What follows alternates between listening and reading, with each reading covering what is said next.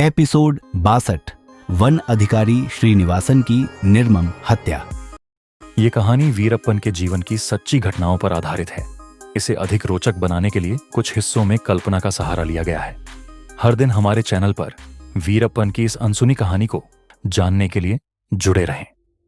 पिछले एपिसोड में वीरप्पन ने कर्नाटक वन रक्षक मोहनिया की हत्या कर पुलिस और वन विभाग को खुलेआम चुनौती दी थी।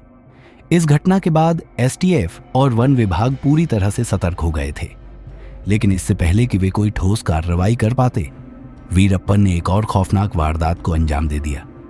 वन अधिकारी श्रीनिवासन की नृशंस हत्या। वन विभाग के एक वरिष्ठ अधिकारी ने पुलिस को घबराई आवाज में फोन किया, डीएसपी साहब, ये तो हद हो गई।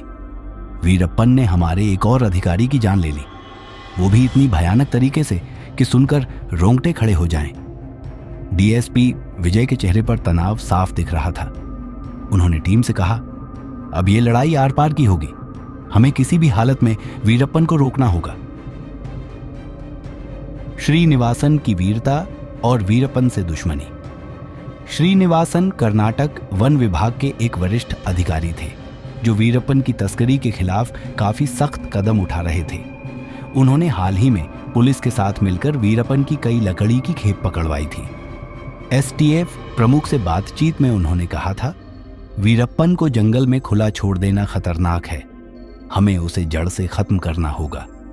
लेकिन शायद उन्हें इस बात का अंदाजा नहीं था कि वीरप्पन उनकी हत्या की साजिश पहले ही रच चुका है। वीरप्पन का भयानक षड्यंत्र। वीरप्पन को श्रीनिवासन की हरकतें पसंद नहीं आ रही थीं। उसने अपने साथियों से कहा, अगर पुलिस और वन अधिकारी हमारे खिलाफ इतनी तेजी से काम कर रहे हैं तो हमें उन्हें सबक सिखाना होगा। वीरप्पन ने एक खौफनाक साजिश रची। उसने अपने कुछ आदमियों को श्रीनिवासन तक एक झूठी खबर लेकर भेजा। उन लोगों ने कहा, साहब, जंगल में एक गुप्त सूचना मिली है कि वीरप्पन एक गुफा में छिपा हुआ है। अगर अभी हमला किया जाए तो उसे पकड़ा जा सकता है। श्रीनिवासन तुरंत हरकत में आ गए और बिना ज्यादा सुरक्षा के अपनी टीम के साथ जंगल में गहराई तक चले गए। जाल में फंस गए श्रीनिवासन।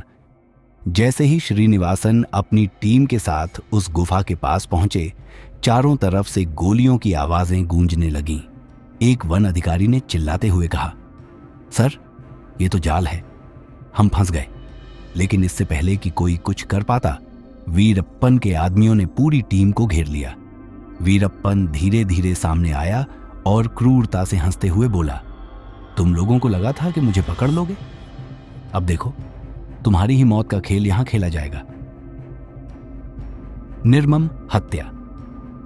वीरप्पन ने अपने आदमियों को इशारा किया और श्रीनिवासन को उनके साथियों के सामने पकड़ लिया गया। श्रीनिवासन बेखौफ होकर बोले, तू कितना भी क्रूर हो, पुलिस और सरकार तुझे जल्द ही मिटा देगी। लेकिन वीरप्पन पर इसका कोई असर नहीं हुआ। उसने कहा, तुमने मेरी तस्करी रोकी थी, अब इसका अंजाम भी भुगतोगे।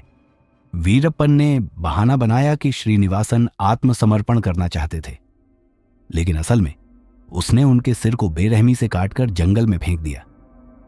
यह देखकर श्रीनिवासन के साथी सहम गए, लेकिन वीरप्पन ने उन्हें एक चेतावनी दी, अगर किसी ने पुलिस से बात की तो अंजाम और भी बुरा होगा। डरे हुए वन अधिकारी किसी तरह वहां से बचकर भागे और पुलिस को पूरी घटना की जानकारी दी। पुलिस और सरकार में हड़कंप। श्रीनिवासन की हत्या की खबर पूरे कर्नाटक में आग की तरह फैल गई। वन विभाग और पुलिस अधिकारियों में गुस्सा फूट पड़ा। एसटीएफ प्रमुख ने अपनी टीम से कहा, अब वीरप्पन को बख्शना नामुमकिन है, उसे हर हाल में पकड़ना होगा। सरकार ने इस घटना के बाद वीरप्पन पर दबाव बढ़ाने के लिए एक और बड़ा कदम उठाने का फैसला किया। परिणाम, श्रीनिवासन की हत्या ने कर्नाटक सरकार और पुलिस को और अधिक सतर्क कर दिया। एसटीएफ अब पूरी ताकत के साथ वीरप्पन पर शिकंजा कसने की योजना बना रही थी। अगले एपिसोड की झलक। पुलिस ने वीरप्पन को घेरने के लिए नई रणनीति बनाई, लेकिन इस बीच वीरप्पन को एक और बड़ा झटका लगा। एसटीएफ ने उसकी पत्नी और बच्चों को गिरफ्तार कर लिया। यह खबर सुनकर वीरप्पन आग बबूला हो गया।